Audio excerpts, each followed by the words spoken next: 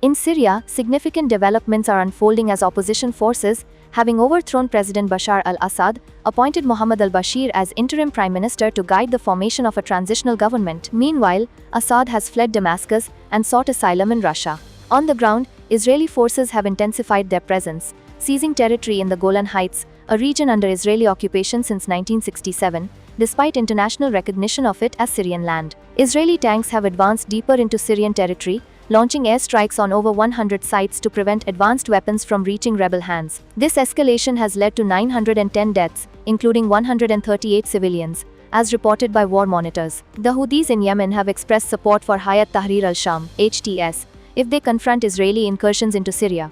Meanwhile, the OPCW is urging the securement of Syria's chemical weapon stockpiles. Turkey is pushing for international support to establish a more inclusive Syrian administration. France, following the lead of other European nations, plans to suspend Syrian asylum requests after Assad's fall, citing the changing situation. Protests in eastern Syria have also escalated, with violence erupting in Deir ez-Zor over demands for the withdrawal of the Kurdish-led Syrian Democratic Forces (SDF). The Syrian Salvation Government, led by Mohammed al-Bashir, is expected to form Syria's new transitional administration, while search operations continue at the notorious Sidnaya prison in Damascus, where reports of torture and executions are emerging. Hamas has congratulated Syrians on their aspirations for freedom, while reaffirming Syria's territorial integrity and its support for the Palestinian cause.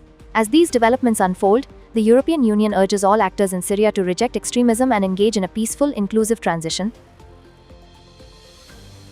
Israeli police have indicted 3 Palestinians from Gaza on terrorism-related charges, marking the first such charges since the outbreak of fighting. They are accused of belonging to Hamas and planning attacks against civilians and security forces in Israel. Meanwhile, Yemen's Houthis have claimed responsibility for a drone strike on Israel, targeting the city of Yavne. While no injuries were reported, the Houthis confirmed a strike on a sensitive Israeli target. The White House National Security Advisor, Jake Sullivan, is set to visit Israel this Thursday for talks focusing on Syria and efforts to broker a deal for the release of Gaza hostages and a potential ceasefire. In Gaza, Israel's air and drone attacks have claimed the lives of at least 22 Palestinians, including women and children. A power outage in northern Gaza is endangering over 100 patients at a hospital.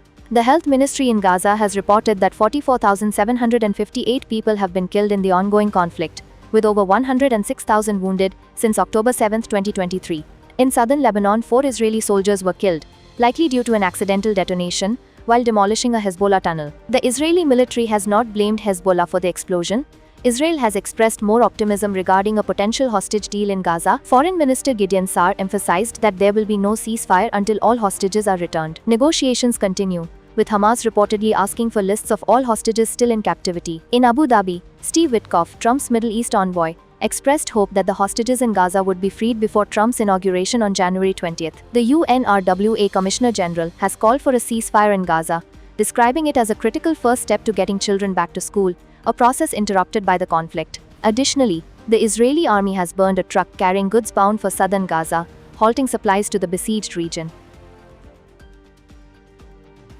On Monday, Prime Minister Shehbaz Sharif instructed authorities to formulate a plan for the safe evacuation of Pakistanis in Syria who wish to return through neighboring countries. This follows the ousting of Syrian President Bashar al-Assad by rebels, raising concerns of increased instability in the region. The Pakistani Foreign Office has activated its crisis management unit to assist stranded nationals, particularly Zaireen, with the Damascus airport currently closed. In Pakistan, Jamiat Ulema-Islam Fazl, JUIF leader Maulana Fazlur Rahman, criticized the government's approach to madrasa reforms. The controversy surrounds the Societies Registration Amendment Act 2024, which seeks to regulate religious seminaries. The delay in presidential assent has led to accusations of government tactics to divide the ulema, while a government meeting with scholars on madrasa registration was described by Fazl as a conspiracy. Meanwhile, tensions in Kuram, Khyber Pakhtunkhwa, have prompted the establishment of a provincial supervisory committee to restore peace. This follows violent clashes that have claimed over 100 lives since late November. A ceasefire was agreed upon last week after a grand jirga intervened. The Supreme Court rejected the federal government's request to allow military courts to try civilians involved in last year's May 9 riots. Over 100 civilians accused of attacking army installations were to be tried,